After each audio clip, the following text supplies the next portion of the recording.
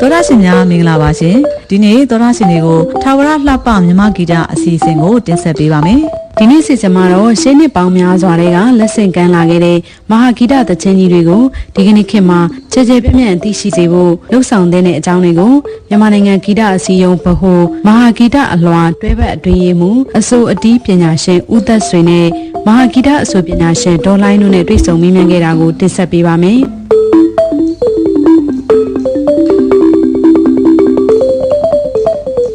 သောရရှင်များရှင်ဂီတဆိုတဲ့ရေစီးကြောင်းဟာကမ္ဘာပေါ်မှာတဖြည်းဖြည်းပြောင်းလဲလာသလိုမြန်မာနိုင်ငံမှာလည်းပြောင်းလဲလာတာကိုတွေ့ရပါတယ်ဒီဂီတရေစီးကြောင်းပြောင်းလဲမှုဟာမြန်မာနိုင်ငံကလူငယ်လူရွယ်တွေကြားမှာအများကြီးသက်ရောက်မှုရှိတာကိုတွေ့ရပါတယ်ခေတ်ပေါ်တေးဂီတအပေါ်မှာအာရုံစိုက်မှုတွေများပြားလာနေတဲ့အတွက်မိမိတို့ရဲ့ကိုယ်ပိုင်ဂီတကိုစိတ်ဝင်စားမှုနှဲပါလာကြတာကိုတွေ့ရပါတယ်ဒါနဲ့ပတ်သက်ပြီးမဟာဂီတသချင်းများစီစဉ်ရေးအဖွဲ့ဝင်တဦးဖြစ်တဲ့ဆရာဦးသက်ဆွေကအခုလိုပြောပါတယ်လူငယ်တွေကတော့လူကြီးတွေရဲ့အမြင်မျိုးမဟုတ်ဘူးသူတို့ရဲ့တွတ်တွတ်လက်လက်နဲ့ကားတဲ့သူတို့ကမြူးမြူးကြွကြွတွေပေါ့နော်သို့တော့ကျွန်တော်တို့စီမှာရောမြူးမြူးကြွကြွမရှိဘူးလားမဟာဂီတမှာမြူးမြူးကြွကြွရှိတယ်သို့တော့ပုံစံချင်းမတူဘူးပေါ့အဲ့တော့လူငယ်တွေကကြတော့ခစ်ကရည်စည်းကြောင်းမှလူငယ်တွေကခစ်ပေါ်ဂီတကိုနှစ်ချက်ကြတာပေါ့နော်ကျွန်တော်တို့ဂီတကအခုခစ်ပေါ်ဂီတပဲဖြစ်ဖြစ်မဟာဂီတပဲဖြစ်ဖြစ်အခုကာလပေါ်တီးတချင်းဂန္ဓဝင်တီးတချင်းတွေပဲဖြစ်ဖြစ်အဓိကကတော့နှမျိုးပဲရှိတယ်တစ်ခုကဝဆနာလင်္ကာရလို့ခေါ်တယ်တစ်ခုကသောတာလင်္ကာရလို့ခေါ်တယ်အဲ့ဒီနှမျိုးပဲကဘာဂီတကိုပြန်ကြည့်ရင်ကျွန်တော်မြင်တော့ဒီလိုပဲရှိလိမ့်မယ်ကျွန်တော်မြန်မာမှာတော့ဒီနှမျိုးပဲရှိတယ်ဝဆနာလင်္ကာရဆိုတာအတီးမပါဘဲနဲ့အဆိုကြီးပဲဆိုတဲ့ဟာပေါ့ဒါကဝဆနာလင်္ကာရအတီးနဲ့ပေါင်းဆက်ပြီးတော့ဆိုတဲ့ဟာသောတာလင်္ကာရပေါ့အဲ့ဒီကမှအခြေခံပြီးတော့တခြင်းတွေကဘာတခြင်းတွေပေါ့နော်အဲ့လိုခွဲသွားတာပါမဟာဂီတကနည်းနည်းလေးခက်တာပေါ့ခက်တဲ့ခါကျသူတို့အနေနဲ့ကျတော့ဒီခက်တာကိုမနှစ်ချိုက်တဲ့သဘောလည်းရှိမှာပေါ့နော်မဟာဂီတကကျတော့တကယ်ကိုစာသားတွေကအတန်နေပေါ့လေတော်တော်နုနုနေနေပေါ့တခုရှိတာကဟိုတော့ကခက်ကစာသား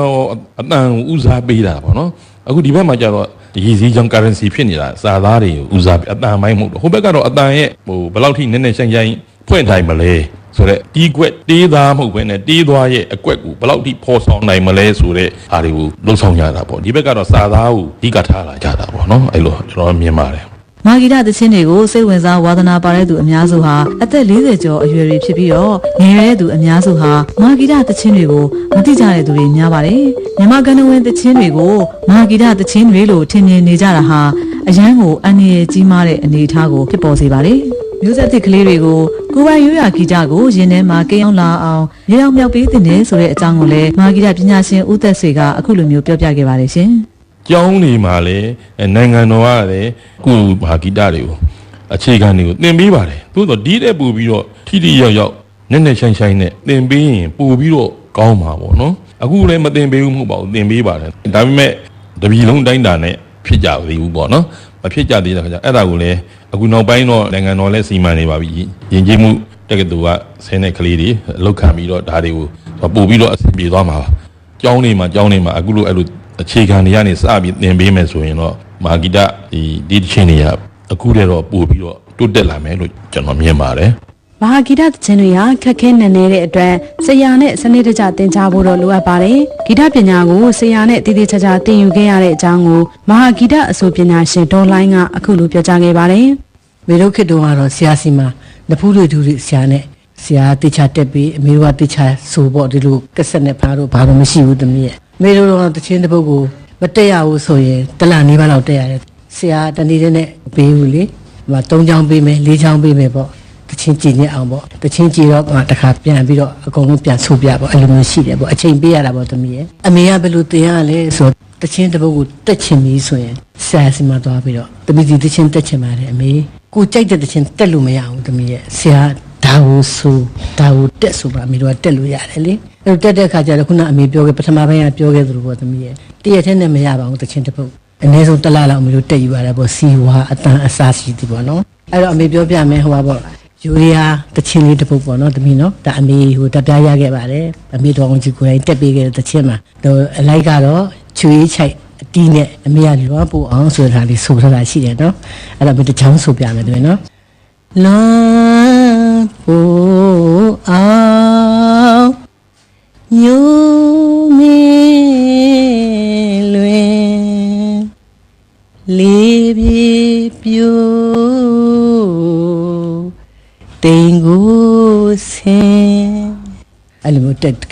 တက်ရတယ်ပေါ့သမီးပြောရမယ်ဆိုရင်ဒီခေတ်လိုမလွယ်ဘူးသမီးဒီခေတ်မှာတော့ဟန်ဖုန်းလေးနဲ့ဆရာအတန်သွင်းပေးလိုက်မယ်ကြက်မယ်အဆင်ပြေတယ်ပေါ့သမီးအမေတို့ကတော့တခုกว่าချတာအမေတို့ကစီးနဲ့ဝါနဲ့တိတိကျပေါ့ဆရာရှိမှလည်းတီးရခတ်ရတယ်ပေါ့အခုကလေးတွေကြတော့အဲ့လိုဖုန်းလေးနဲ့နားထောင်မယ်ဒါပေမဲ့ဆရာစီမတော့ပြန်ဆေးရမယ်သမီးမဆေးလို့မရဘူးဘာဖြစ်လဲသိလားစီဝါအထာကြမကြဆရာကတော့လှုပ်ပေးလိုက်တာပဲတိုးတော်လဲမှားယွင်းသွားလို့ရှိရင်မကောင်းလေအဲ့တော့မမှားမယွင်းအောင်ဆရာစီမပြန်ပြီးတော့တချေရပြီးဆိုပြန်တက်ရတယ်ပေါ့နော်ပြန်ပြီးဆေးရတယ်ပေါ့တချေကိုအဲ့လိုမျိုးလေးရှိတယ်ကွာခြားချက်ကတော့အဲ့လိုပေါ့နော်မဟာဂီတအဆိုတီးပညာရှင်ဦးသက်ဆွေကလည်းမဟာဂီတပညာကိုငယ်စဉ်ကာလကစပြီးတော့အဆိုတီးပညာရှင်တွေထံမှသင်ကြားခဲ့ပြီးအခုချိန်မှာလည်းမျိုးဆက်သစ်တွေကိုဆက်ပြီးတော့သင်ကြားပေးနေတယ်လို့အခုလိုမျိုးပြောပြပါတယ်ကျွန်တော်ကဝါခက်မမျိုးပါ9တန်း6တန်းလောက်ကကျွန်တော်စပြီးတော့ကျွန်တော်လေ့လာခဲ့ပါတယ်လေ့လာတော့ဒီဆရာဒီစီကနေဆင့်ပြန်သင်ရတာပေါ့နော်ဒါပြန်သင်ပြီးနေရဆိုတာနေမှာရှိတဲ့ဆရာဒီစီကကျွန်တော်တို့သင်ရတာပေါ့သင်ပြီးဆရာတွေကသင်ပြီးနောက်ရန်ကုန်ရောက်လာတဲ့အခါကျတော့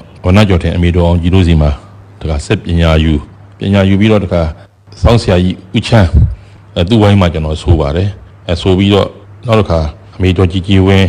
ဆိုင်းဆရာကြီးစိန်မိုးတဲ့နောက်စောင်းဆရာကြီးအလင်းကကြော်စွာဆရာဥပဒန်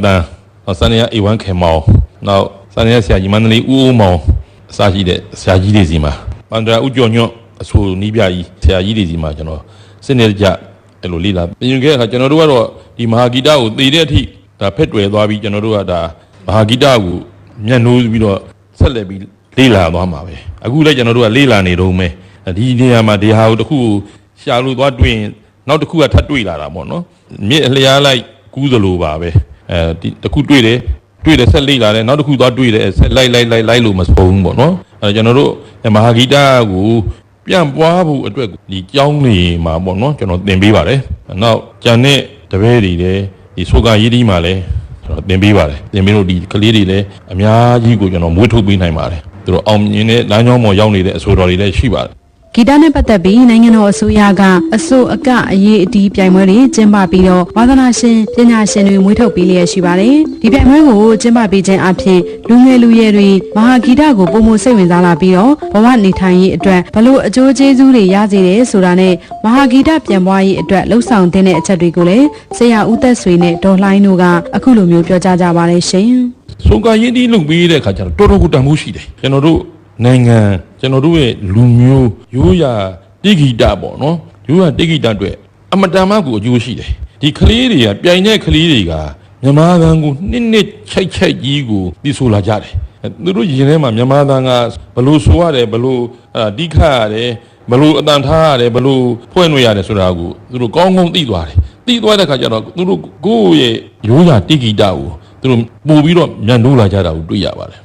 မြန်မာလူမျိုးတွေအနေနဲ့ကတော့မြန်မာဂီတကိုသိထားတဲ့နဲ့တတ်ထားတဲ့နဲ့အခြေခံ advance ပေါ့နော်အဆင့်မြင့်တာတွေမရသည့်တိုင်အောင်မှာအခြေခံတော့ကတော့ရထားစေခြင်းနဲ့စီးနဲ့ဝါပေါ့နော်ကျွန်တော်တို့ကစီးနဲ့ဘောင်နဲ့စီကန်းနဲ့ဆိုထပ်သွားမယ်ဆိုရင်စီးမှာလည်းနေစီးရှိမယ်ဝလစီးရှိမယ်ဇုံစီးရှိမယ်အဲ့ဒီလိုစီးနဲ့ကန်းနဲ့ဆိုထပ်သွားမယ်ဆိုရင်မိမိရဲ့live မှာလဲဘဝမှာလဲစီးနဲ့ကန်းနဲ့ထားပြီးဆိုတတ်တယ်လို့မိဘဝမှာလဲစီးနဲ့ကန်းနဲ့နေထိုင်တတ်သွားမှာပေါ့နော်သဘောကကျွန်တော်တို့ဒါတွေကဒီလိုဆက်နွယ်နေတယ်လို့ပဲမြင်တာပေါ့နော်မဟာဂီတပြန့်ပွားဖို့အတွက်ကိုဒီပြန်ကြားဝန်ကြီးဌာနအနေနဲ့လေခါတိုင်းလိုပဲတပတ်3ရက်မဟုတ်တောင်မှနော်အတန်လွှင့်တဲ့ဝိုင်းတွေကိုထပ်ပြီးတော့2ရက်လောက်ဟုတ်လားအချိန်နေပြီးသလိုကျွန်တော်တို့ပြန်ခွင့်ပြုပေးဖို့လိုမယ်လူတွေကလည်းကြားရမှဒီဥစ္စာကိုသိတာလေမကြားရတဲ့အခါကျတော့ဒီဟာတွေဝိုင်းနေပါတွေမရှိတော့ဘူးမဟာဂီတဆိုတာလည်းဘလို့မှန်းကိုမသိတော့ဘူးပေါ့နော်အဲ့လိုတွေဖြစ်တော့ပြန်ကြားရေးဝန်ကြီးဌာနအနေနဲ့ဒီဟာတွေကိုအချိန်နေပေးမယ်ဆိုရင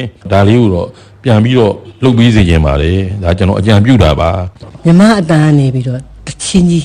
ကဏ္ဍပေါ့တမီးရဲ့မဟာဂီတတချင်းကြီးကဏ္ဍကိုအချိန်ပိုင်းလေးနဲ့ပေါ့တရက်တအချိန်ပိုင်းလေးနဲ့လွှင့်ပြီးစေချင်တယ်အဲ့ဒီခါကျရင်ကြားပါများတဲ့အခါကျလူကစိတ်ဝင်စားတာတဲ့တမီးရဲ့မကြားရင်ကင်းကွာသွားရောကြားတော့မကြားပါများတော့ကင်းကွာသွားတယ်ပေါ့တမီးရဲ့အဲ့တော့ကြားပါများလာရင်စိတ်ဝင်စားလာမယ်နောက်တော့ဆိုကာဟီဒီကလည်းရှိနေပြန်ဆိုတော့ကလေးတွေပေါ့အဓိကအခုလာမဲ့ကလေးလေးတွေပေါ့ဒီကလေးလေးတွေကအရန်စိတ်ဝင်စားလာမယ်အဲ့တော့မြန်မာအတန်းနေပြီးတော့အမေတို့ကအချိန်ပိုင်းလေးနဲ့မဟာဂီတကိုလွှင့်ပေးစေချင်ပါတယ်လို့ဒါမှလည်းမဟာဂီတဆက်ပြီးရှင်းသမ်းမှာပေါ့တမီးရဲ့ ရှင်များရှင်လူမျိုးတဲ့နိုင်ငံတိုင်းမှာကိုယ်ပိုင်ဂီတဆိုတာရှိကြစမြဲပါနိုင်ငံခြားမှာလည်းဂီတဟာအဆက်မပြတ်တိုးတက်လျက်ရှိပါတယ်။ယနေ့ခေတ်လူငယ်တွေနိုင်ငံခြားကဂီတကိုခေတ်နဲ့အညီမျက်ခြေမပြတ်လေ့လာလိုက်စားကြတာလဲကောင်းမွန်တဲ့အနေအထားတစ်ခုပါ။ဒါပေမဲ့လည်းနှစ်ပေါင်းရာချီပြီးရှိခဲ့တဲ့မဟာဂီတတေးသချင်းတွေကိုသားစဉ်မြေးဆက်ဆက်လက်ထိန်းသိမ်းရမယ့်တာဝန်လဲရှိနေပါကြောင်းထာဝရလှပမြမဂီတအစီအစဉ်ကနေပြီးတော့တင်ဆက်ပေးလိုက်ရပါတယ်ရှင်။